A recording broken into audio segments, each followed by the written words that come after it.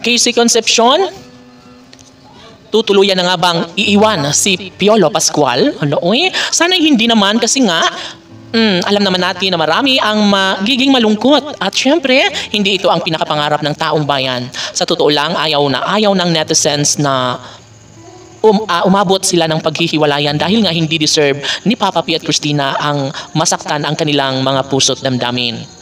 Sa puntong ito ay ninanais ni Christina na sana nga ay magtuloy-tuloy lamang ang kanilang relasyon ni Papa P dahil nga naman alam naman natin na talagang si Piolo Pascual lamang ang ligaya, no? Kaligayahan na nadarama sa puso, no, ni Christina. Si Papa P ang dahilan ng lahat kung bakit nauuwi sa panghabang buhay na pag-ibig na nadarama sa puso ni Christina. At syempre, lahat naman ng mga bagay na makapagbibigay kasiyahan sa mga puso ni Christina at Papa P ay gagawin lahat ni Christina dahil nga naman sa totoo lang kahit na mayroong iba si Christina ay aminado ang aktres na talagang si Piolo Pascual pa rin ang kanyang one and only love na gustong makatuluyan sa habang buhay.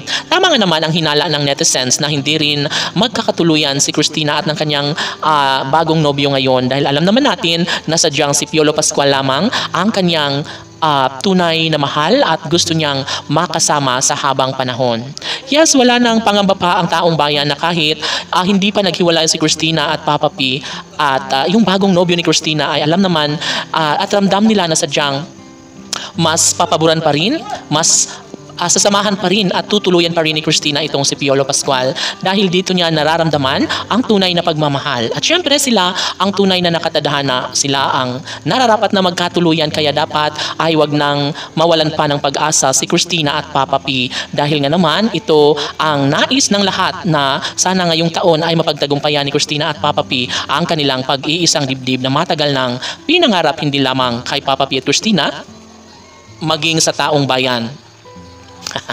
Siyempre, isa sa pinaka-the best na pangyayari talaga ay ang kasalang Piolo at Casey. Siyempre, hindi naman ganun kadali na mangyayari ito, ngunit gagawin pa rin ang lahat ni Piolo Pascual at Casey Concepcion na mapagtagumpayan ng isang pag-ibig dahil nga wala nang makapagbibigay pa sa mga puso ni Christina at Papa P at ng taong bayan sa kaligayahan na pinakainasam-asam ng lahat.